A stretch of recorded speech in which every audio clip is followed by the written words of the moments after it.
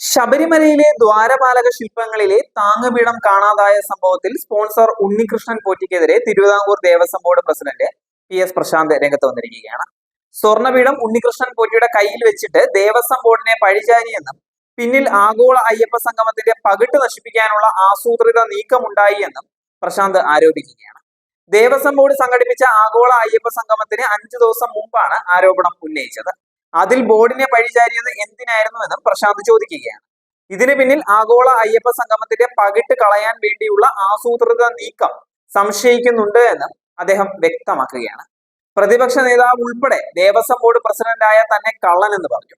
തന്നെ മോഷ്ടാവാക്കിയതിന് ആര് സമാധാനം പറയുമെന്നും പ്രശാന്ത് മാധ്യമങ്ങളോട് ചോദിക്കുകയാണ്. ഇതിന് പിന്നിൽ ആസൂത്രിതമായ നീക്കം ഉണ്ടായിട്ടുണ്ട്, പച്ചക്കള്ളമാണ് ഉണ്ണികൃഷ്ണൻ പോറ്റി പറഞ്ഞതെന്നും പ്രശാന്ത് പറയുകയാണ്. ആരോപണം ഉന്നയിച്ച ഉണ്ണികൃഷ്ണൻ പോറ്റിയുടെ കൈവശം ഇത് ഉണ്ടായിരുന്നു. എന്നിട്ട് എന്തിനാണ് ഇയാൾ കള്ളം പറഞ്ഞത്? എന്തിനാണ് ദേവസ്വം ബോർഡിൽ പഴിചാരിയത്? എന്തിനു വേണ്ടിയാണ് മനഃപൂർവ്വം അദ്ദേഹം കള്ളം പറഞ്ഞിരിക്കുന്നത്? ചില ആളുകളുമായി ആസൂത്രണം നടത്തിയത് എന്നാണ് സംശയമെന്നും PS പ്രശാന്ത് പറയുന്നുണ്ട്. ഇന്നലെയായിരുന്നു ശബരിമലയിൽ നിന്ന് കാണാതായ ദ്വാരപാലക ശില്പങ്ങളുടെ താങ്ങുപീഠം സ്പോൺസർ ഉണ്ണികൃഷ്ണൻ പോറ്റിയുടെ സഹോദരിയുടെ വെഞ്ഞാറമൂട്ടിലെ വീട്ടിൽ നിന്നും കണ്ടെത്തിയത്. ഓഗസ്റ്റ് 13-ാം തീയതിയാണ് സഹോദരിയുടെ വീട്ടിലേക്ക് പീഠം മാറ്റിയതെന്ന് വിജിലൻസ് നടത്തിയ അന്വേഷണത്തിൽ വ്യക്തമായിരുന്നു. കോട്ടയം സ്വദേശിയായ വാസുദേവൻ എന്ന ജോലിക്കാരന്റെ വീട്ടിലായിരുന്നു പീഠം ആദ്യം സൂക്ഷിച്ചിരുന്നത്. 2021 മുതൽ പീഠം വാസുദേവന്റെ വീട്ടിലുണ്ടായിരുന്നു.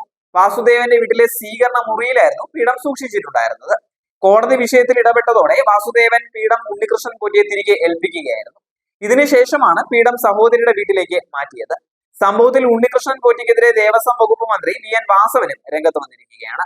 ഉണ്ണികൃഷ്ണൻ പോറ്റി ആളുകളെ വിഡ്ഢികളാക്കിയെന്നും അദ്ദേഹം പറയുന്ന കാര്യങ്ങൾ വിശ്വസിക്കാൻ കഴിയാത്ത അവസ്ഥയാണ് എന്നും മന്ത്രി പറയുകയാണ്. 4.5 വർഷമായി പീഠം എവിടെയാണ് എന്നുള്ളത് സംബന്ധിച്ചുള്ള വിവരം ഉണ്ണികൃഷ്ണൻ പോറ്റി ഒളിപ്പിച്ചു വെച്ചിട്ടുണ്ടായിരുന്നു.